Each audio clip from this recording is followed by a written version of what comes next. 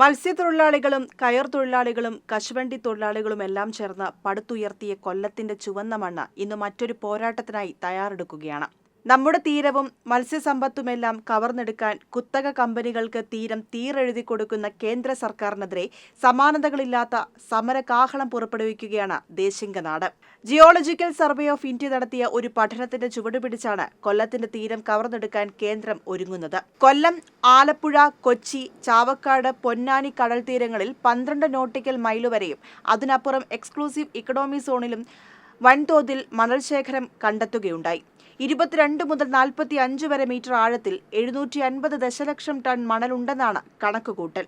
പാരിസ്ഥിതിക പ്രാധാന്യമുള്ള ഈ മേഖലയിൽ ഖനനം നടത്തി മണലെടുക്കാനാണ് ഇപ്പോൾ കേന്ദ്ര സർക്കാർ നീക്കം. വർക്കല മുതൽ അമ്പലപ്പുഴ വരെ നീളുന്ന കൊല്ലം പരപ്പ് എന്നറിയപ്പെടുന്ന തീരമേഖലയെ 3 ബ്ലോക്കുകളായി തിരിച്ച് മണൽ ഖനനം നടത്താനാണ് പദ്ധതി. സംസ്ഥാനത്തെ 2 ലക്ഷത്തോളം വരുന്ന മത്സ്യത്തൊഴിലാളികളിൽ 4/1 ഈ മേഖലയിലാണ്. കേന്ദ്ര സർക്കാരിന്റെ പദ്ധതി പ്രകാരം ഈ മേഖലയിൽ ഖനനം നടന്നാൽ ഇവിടുത്തെ വൈവിധ്യമാർന്ന മത്സ്യസമ്പത്ത് പൂർണ്ണമായും നശിക്കുമെന്ന് ഉറപ്പാണ്. ഇത് ഈ മേഖലയിലെ മത്സ്യത്തൊഴിലാളികളെയും ബാധിക്കും. കടൽ തീരത്തിന്റെ 12 നോട്ടിക്കൽ മൈൽ വരെ സംസ്ഥാനങ്ങൾക്കുണ്ടായിരുന്ന അവകാശം പോലും നിയമ ഭേദഗതിയിലൂടെ സ്വന്തം കൈക്കുള്ളിലാക്കിയ കേന്ദ്ര സർക്കാർ ഇതുവഴി പകൽക്കൊള്ള നടത്താനുള്ള പദ്ധതികളുമായാണ് എത്തുന്നത്. ഖനനം കടലിന്റെ മത്സ്യസമ്പത്തിനെ മാത്രമല്ല സ്വാഭാവിക ആവാസ വ്യവസ്ഥയെപ്പോലും തകിടം മറിക്കുന്നതാണെന്ന് വിദഗ്ധർ ഇതിനോടകം മുന്നറിയിപ്പ് നൽകിയിട്ടുണ്ട്. വൻതോതിൽ മണലെടുക്കുമ്പോൾ കടലാക്രമണം ഉൾപ്പെടെയുള്ള പ്രകൃതിക്ഷോഭങ്ങൾ രൂക്ഷമാകാനുള്ള സാധ്യതയും വളരെ കൂടുതലാണ്.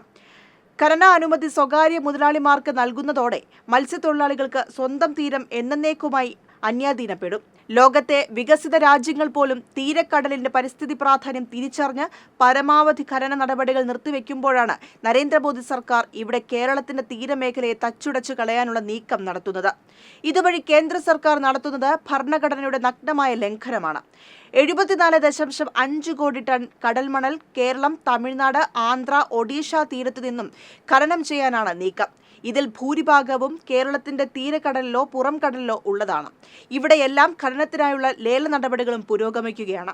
കേരളത്തിന്റെ പുറം കടലിലെ വിവിധ പ്രദേശങ്ങളിലായി അടിഞ്ഞുകൂടിയ കടൽമണൽ നിർമ്മാണ ആവശ്യങ്ങൾക്കും മറ്റും ഉപയോഗിക്കാനും കുത്തകകൾക്ക് ധാതുക്കൾ കൊള്ളയടിക്കാനുമാണ് കേന്ദ്രം വഴിയൊരുക്കുന്നത്. കടൽ ഖനനത്തിൽ സംസ്ഥാന സർക്കാരിന്റെ എതിർപ്പ് രേഖാമൂലം അറിയിച്ചിട്ടും പിന്മാറാത്ത കേന്ദ്ര സർക്കാരിന് വരും ദിവസങ്ങളിൽ ശക്തമായ സമരത്തെയാകും നേരിടേണ്ടി വരിക.